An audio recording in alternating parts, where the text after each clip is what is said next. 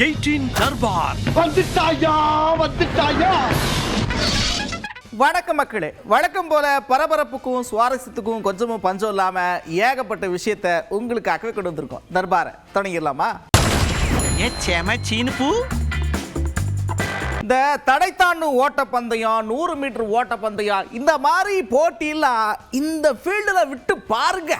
இவங்களுக்கு இணையா யாராச்சும் வராக்கான்னு பார்த்துருவோம் அப்படின்ற மாதிரி ஒரு சம்பவம் பார்த்துங்க. கர்நாடகாவுடைய மங்களூர்ல பாரம்பரிய கம்பாலா நடத்தி இருக்கிறாங்க. இந்த எரும மாடு ஓடுற வேகத்தில் அப்படி ஓடுறாங்க பாருங்களேன்.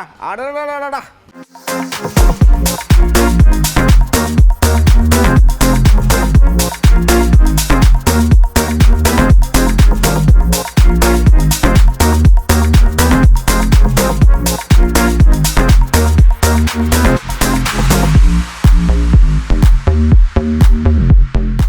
இந்த காட்சிகளை பார்க்குற பலருக்கு என்ன தெரியுமா தோணும்? என் கனவே அதுதாங்க, வாழ்ந்தா இப்படி வாழணுங்க அப்படின்னு சொல்ல தோணும். இன்னும் சிலருக்கு கொடுத்து வச்சவங்கப்பா அவங்கன்னு மனசார பாராட்ட தோணும். அப்படி என்னப்பா விஷயம்னு கேட்டிங்கன்னா, சிவகங்கை பக்கத்தில் பல தலைமுறைகளை சேர்ந்தவங்க ஒன்றா சேர்ந்து கூட்டு குடும்பமாக ஆட்டம் போட்டு பயங்கரமாக கொண்டாடி தீர்த்துருக்குறாங்க வாழ்க்கையை.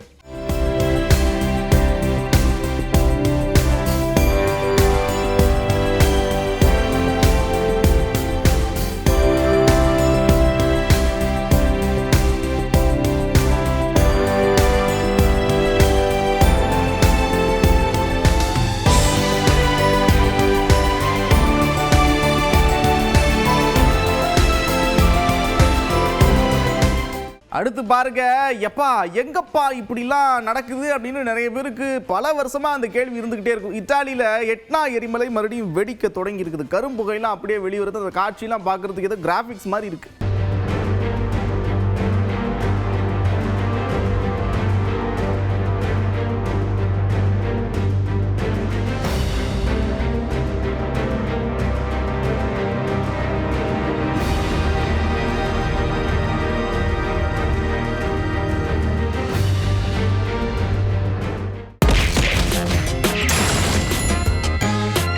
தேர்தல் களம் சூடுபிடிக்க தொடங்கி இருக்கக்கூடிய நிலையில தாக்குதலும் பயங்கரமா அதிகரிச்சிருக்கு. அதையும் பார்க்க முடியுது. ஒரு பக்கம் முதலமைச்சர் ஏகப்பட்ட விஷயத்தை சொல்ல, அதுக்கு எதிர்க்கட்சி தலைவர் எடப்பாடி பழனிசாமி பதிலடி கொடுக்க, இப்படியே போய்கிட்டு இருக்கு. இப்பவும் நிறைய விஷயத்தை சொல்லியிருக்கிறார் எதிர்க்கட்சி தலைவர். என்ன சொல்லியிருக்காருன்னு பார்ப்போமா? இன்றைய முதலமைச்சரும் அவருடைய கூட்டணி கட்சியை சேர்ந்த தலைவர்களும் இன்றைக்கு 100 நாள் வேலை திட்டம் ரத்து செய்வதாக ஒரு பச்சை பொய்யை சொல்லுகின்ற முதலமைச்சர், இன்றைய முதலமைச்சர் அவருடைய கூட்டணி கட்சியை சேர்ந்த தலைவர்கள் நிச்சயமாக 100% உறுதியாக சொல்கின்றோம். 100 நாள் வேலை திட்டத்தை 125 நாட்களாக இன்றைக்கு மத்திய அரசு உயர்த்திருக்கிறது. அது மட்டுமல்ல, அதோடு மேலும் நாங்கள் கோரிக்கை வைத்து அழுத்தம் கொடுத்து 125 நாட்கள் 150 நாளாக உயர்த்துவதற்கு உண்டான நடவடிக்கை அண்ணா திமுக கட்சி எடுக்கும். அண்ணா திமுக ஆட்சி அமைந்தவுடன் இதை நிறைவேற்றப்படும். அண்ணனை எதிர்க்கிறதுக்காடா கட்சி ஆரம்பிச்ச? அவரு பேசுறதுக்கு நான் ஏன் எடுத்து பேச மாட்டேங்கிறேன் தெரியுமா? அண்ணன் பேசுறாரு, அதனால இருக்கேன். ஒருவேளை நான் பேசிக்கிட்டேன்னா அது திராவிட கட்சியில் இருக்கிறவங்க குளிர்காய்வாங்க. இதெல்லாம் நமக்கு தேவையான சொன்ன அண்ணன். போர் நடந்துகிட்டு இருக்கு, போர். திராவிடத்திற்கும் தமிழ் தேசியத்திற்கும் இடையான போர் நடந்துகிட்டு இருக்கு அப்படின்னு சொல்லியிருக்கிறார். பிஜேபியோட கூட்டணி வச்சு மங்களூர்ல சட்டமன்ற உறுப்பினர் ஆகுது நானா எங்க அண்ணனா? வாஜ்பாய்க்கு வீர வணக்கம், அவருக்கு வணக்கம் செலுத்துவது அரசியல் நாகரிகம்ங்கிறாரு. நான் ஒரு மேடையில் ஏறி பாட்டன் பாரதிய பேசுறது அரசியல் நாகரிகம் இல்லாம அநாகரிகமாயிருதா? நான் எங்க அண்ணனை மதிச்சுட்டு அப்படியே ஒதுங்கி போறேன். என்ன கருத்துனாலும் எழுத்து பேசிருக்கேன். ஏன்னா மோதலை எனக்கும் எங்க அண்ணனுக்குமா ஆக்கிட்டு திராவிட மஞ்ச குளிப்பான். சண்டை நாங்க அண்ணன் தம்பிகளுக்குள்ள போட வரல. எனக்கு எதிரி என்ன விடுதலை சிறுத்தைல. விடுதலை சிறுத்தை எடுத்து எங்க அண்ணனோட எதுக்கிறதுக்கு நான் கட்சி ஆரம்பிச்சிருக்கேன். தம்பி, எங்க அண்ணன் வைகோ, எங்க ஐயா மருத்துவர் ராமதாஸ், பாட்டாளி மக்கள் கட்சி, இதெல்லாம் எதிரி. அதுக்காக நாங்க கட்சி ஆரம்பிச்சோம். நான் இவ்வளவு நேரம் என்ன பேசிருக்கேன்? திராவிடர் தமிழர் போர் நடக்குது. இதுல நான் எங்க அண்ணன் பேசாததுல ஏதாவது புதுசா பேசிட்டேன்னு சொல்லுங்க. அறிஞர் அண்ணாவும் ஐயா கருணாநிதி அவர்களும் ஈவேரா அவர்களை எதிர்த்து பேசினதை விட நான் பேசிட்டேன்னு சொல்லுங்க. நான் பேசுறதை நிப்பாட்டினேன். திமுக எதுக்கு தொடங்கப்பட்டது? யாரை எதிர்த்து தொடங்கப்பட்டது? எதற்காக தொடங்கப்பட்டது? அதை சொல்லுங்க. நீங்க திராவிடர் கழகத்திலிருந்து திமுக ஏன் பிறந்தது? அதுக்கு யார் பதில் சொல்வார்? எனக்கு விடுதலை சிறுத்தைகள்லாம் எதிரி கிடையாதப்பா அப்படின்னு விளக்கமா அண்ணன் ஏகப்பட்ட விஷயத்தை சொல்ல, மறுபடியும் திருமாவளவன் என்ன தெரியுமா சொல்லி இருக்கிறாரு? பயங்கர ஆபத்து பார்த்துக்க, சூதானமா இருந்துக்க, கடப்பாறை எடுத்துக்கிட்டு வராங்க, சூதானமா இருங்க அப்படின்னு எச்சரிக்கை விடுத்திருக்கிறார். மிகவும் ஆபத்தான ஒரு சூழலில் நாம் இருக்கிறோம். வலதுசாரிகள் நேரடியாகவும் வருவார்கள், முகமூடிகளை அணியவிட்டு நம்மிலும் பலரை அனுப்பி வைப்பார்கள். அப்படி சில பேர் இப்போது கடப்பாறைகளை தூக்கிக் கொண்டு களத்திலே வருகிறார்கள். உங்களுக்கு தெரியும், மிகவும் ஆபத்தான அரசியல். பெரியாரை இழிவுபடுத்துகிறார்கள். பெரியாரை விமர்சிக்க வேண்டாம் என்று நாம் சொல்லவில்லை. திராவிட கட்சிகளை விமர்சிக்க வேண்டாம் என்று நாம் சொல்லவில்லை. திராவிட கட்சி எதிர்ப்பு என்பது வேறு, திராவிட அரசியல் எதிர்ப்பு என்பது வேறு. கம்யூனிஸ்ட் கட்சிகளுக்கு எதிரான விமர்சனம் என்பது வேறு, கம்யூனிஸ்ட் கருத்தியலுக்கு எதிரான விமர்சனம் என்பது வேறு. கம்யூனிசம் என்பது கம்யூனிஸ்ட் கட்சிகளுக்கு மட்டுமே உடைமை என்று சொல்ல முடியாது. அது மக்களுக்கானது, பாட்டாளி வர்க்கத்திற்கானது, உழைக்கும் மக்களுக்கானது. உழைக்கும் மக்களுக்கான ஒரு தத்துவம், அது ஒரு கோட்பாடு. ஒட்டு மொத்தத்தில் போர் நடந்துகிட்டு இருக்கு அப்படின்றதுல இவங்களாம் ரொம்ப தெளிவா இருக்கிறாங்க. காங்கிரஸை சேர்ந்த சசிகாந்த் செந்தில் திரும்ப சொல்லியிருக்கிறார், இது ஒரு சித்தாந்த போர், காங்கிரசுக்கும் பாஜகவுக்கும் இடையே நடக்கக்கூடிய ஒரு சித்தாந்த போர், இதை எல்லாரும் புரிஞ்சுக்கணும் அப்படின்னு சொல்லியிருக்கிறார். ஒரு சித்தாந்த போர் நடக்குது. சித்தாந்த போர் என்ன? சமத்துவத்துக்கும் ஆதிக்கத்துக்கும் இருக்க போர். அதுதான் பிஜேபிக்கும் காங்கிரஸுக்கும் இருக்க போர். அந்த சண்டையில நீங்க எந்த பக்கம் இருக்க போறீங்கன்றது வந்து ரொம்ப முக்கியம். இன்னைக்கு நம்ம அந்த ஸ்டாண்ட் எடுக்கலைன்னா நம்ம மறைமுகமாகவோ நேரடியாகவோ அந்த மாதிரி ஒரு ஆதிக்க சக்திகளுக்கு உதவி செய்வோம். இன்னைக்கு நடக்கிற விஷயங்கள் எல்லாம் பார்க்கும் பொழுது பிஜேபி வந்து பேக் டோர்ல பல பேர் ஆப்ரேட் பண்றாங்க. அவங்களுடைய வேலை என்னன்னா எலெக்ஷனை எப்படி ஜெயிக்கிறது, அவ்வளவுதான். அந்த எலெக்ஷனுக்கு வந்து 10 ஓட்டு வாங்கினாலும் பரவாயில்ல, 5 ஓட்டை கட் பண்ணாலும் பரவாயில்ல, அப்படிதான் அவங்க யோசிக்கிறாங்க. அதனால அவர்களுடைய அந்த சிந்தனைக்கு பல பேர் வந்து இன்னைக்கு செவி சாய்த்து அதுக்கு வந்து அடிபணிஞ்சிடறாங்கன்றது தான் அந்த பார்வை. நீண்ட நெடிய அனுபவம் கொண்ட ஒரு தலைவர் அவ்வளவு தழுதழுத்த குரல்ல பேசினாரு. மேடையில எல்லாம் பார்த்துருப்பீங்க. என்னன்னா, எங்க போறதுன்னு தெரியாம வழிப்பிதிங்கி நிக்கிறப்ப வழிகாட்டினவர் பா அப்படின்னு சொல்லியிருந்தாரு, வேதனை வெளிப்படுத்தி இருந்தாரு, பார்த்துருப்பீங்க. இதை நீங்க எப்படி பாக்குறீங்க அப்படின்னு அண்ணன் டிடிவி தினகரன் கேட்டிருக்கோம். அவர் ஒரு கருத்தை சொல்லியிருக்கிறாரு, அதை பாப்போமா? நீங்க எப்படி பாக்குறீங்களா, நான் எப்படி பாக்குறேன்னா, அண்ணன் செங்கோட்டையன் அவர்களே எனக்கு 87 நல்லா தெரியும். அவர் புரட்சி தலைவரிடமோ அம்மா அவர்களிடமோ, குறிப்பா அம்மா அவர்கள் காலத்தில் அந்த 29 ஆண்டுகள்ல எத்தனையோ ஏற்றத்தாழ்வுகளிலும் விசுவாசமிக்க தொண்டராக இருக்கிறார். அவர் இன்றைக்கு தான் தனிமைப்படுத்தப்பட்டதாக உணர்ந்த பொழுது தனக்கு ஒரு கட்சியில, அது மக்களால் பேசப்படுகின்ற ஒரு புதிய கட்சியில தனக்கு அங்கீகாரம் கிடைச்சிருப்பது அவர் பெருமையை நினைக்கிறதா நான் பார்க்கிறேன். சஸ்பென்ஸ், சர்ப்ரைஸ் எதுவா வேணா இருந்துட்டு போக, எங்களுக்கு ஒரு கவலையும் இல்ல.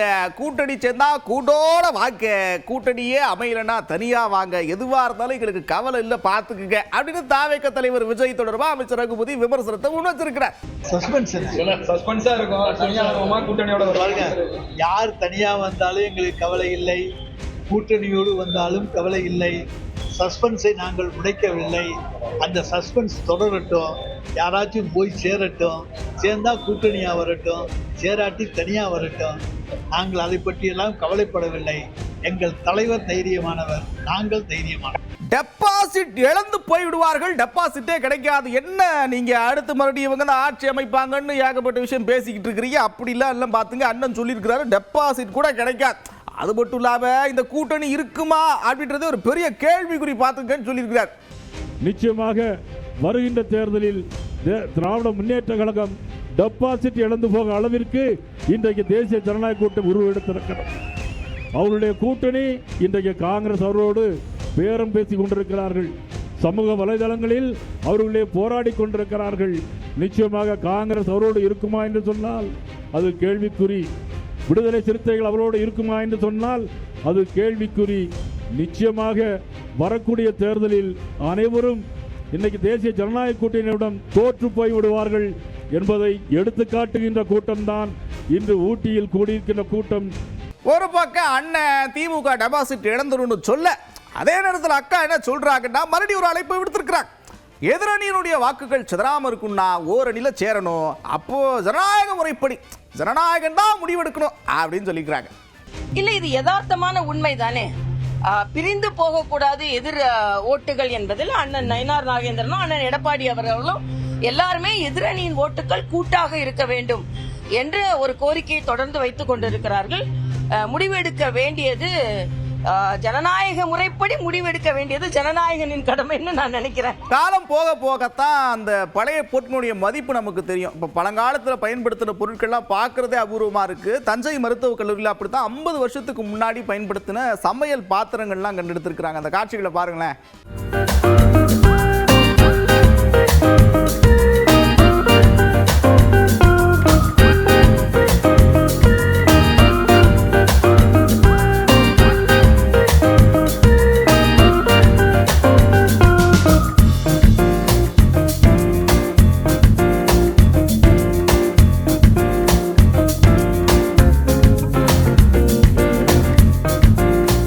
பெரம்பலூர் பக்கம் ஆடழகன் போட்டி நடத்தி இருக்கிறாங்க.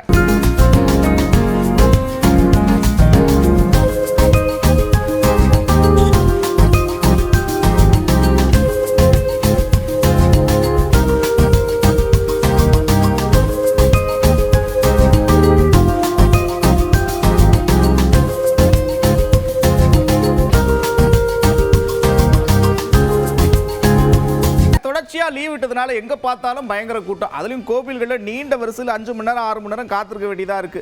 இந்த சனி பகவான் கோயிலே அப்படித்தான் கூட்டம் இருந்திருக்கு. எப்படியாச்சும் தரிசனம் பண்ணிடுமப்பா அப்படின்னு ஒரு மாற்றுத்திறனாளி ஒருத்தர் நினைச்சிருந்திருக்காரு. இருந்தாலும் அதனால் அவரால் முடியல. அதை வெப்சைட்ல பதிவு பண்ணியிருக்காரு போல் இருக்கு. அது மாவட்ட ஆட்சியருடைய பார்வைக்கு போய் அவர் விஐபி தரிசனத்தில் கூட்டு போய் தரிசனம் பண்ண வச்சிருக்கிறார்.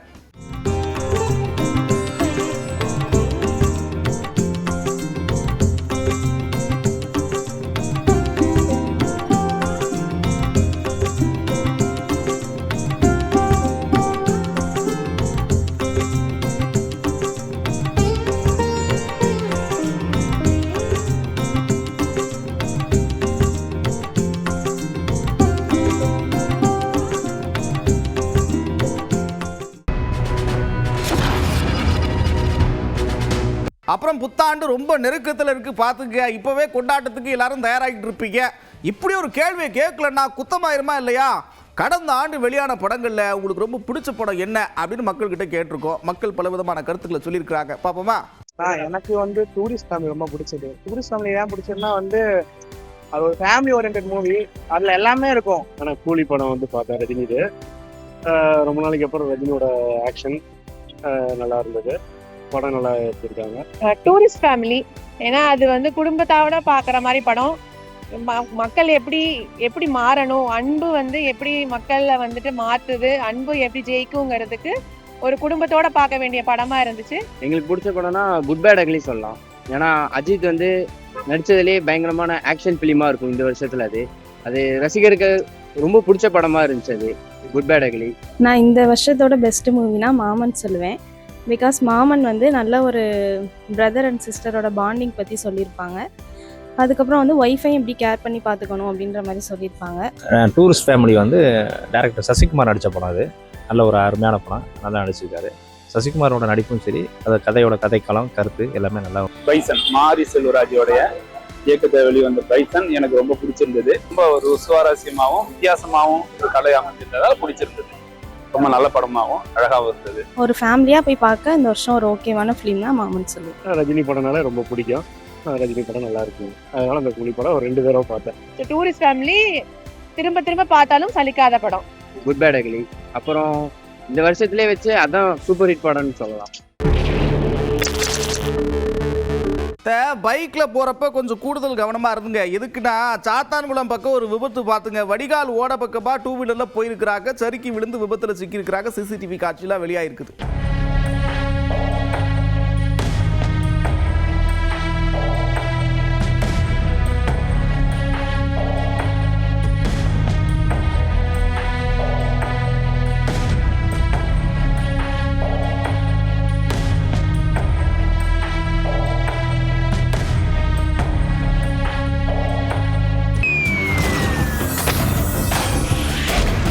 அழகி உலகத்தில் முதல்ல பார்க்க போகிறது சீனா. சீனானாலே அழகுதானே.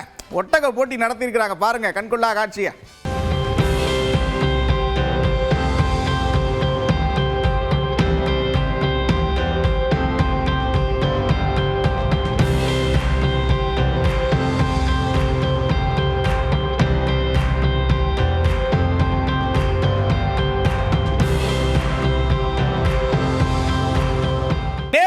யானைகள் திருவிழா நடத்தியிருக்கிறாங்க. யானைகள் அப்படின்னாலே கொண்டாட்டம் தாங்க, யாருக்கு தான் பிடிக்காது சொல்லுங்க. யானை கால்பந்து ஆடி பார்த்துருக்கிறீங்களா? அப்படி மனசு லேசா போயிரும் பாருங்க.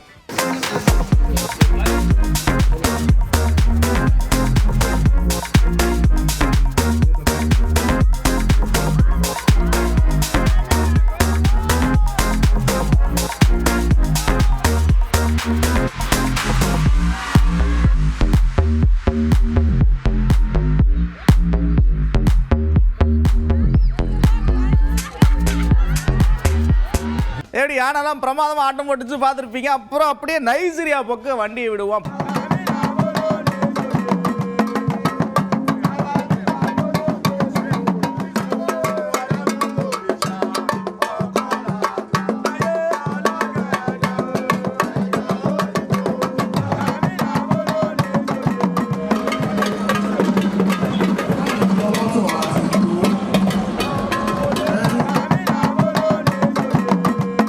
நானும் எவ்வளவு ஆர்வமா பறந்து வந்து எடுத்துட்டு போடா, இதுல என்ன உப்பையும் காணும் காரத்தையும் காணும் என்னன்னே தெரியலையா அப்படின்னு குழம்பி போயிருக்கிறாரு பாவம் ஒருத்தர். என்னன்னா ட்ரோனை வந்து உணவு பொருள் நினைச்சு ஒரு பருந்து ஒன்று தூக்கிட்டு போயிருக்கு. காட்சியெல்லாம் பதிவாயிருக்கு. செல்ஃபி வேற எடுத்திருக்கிறார் தலைவர்.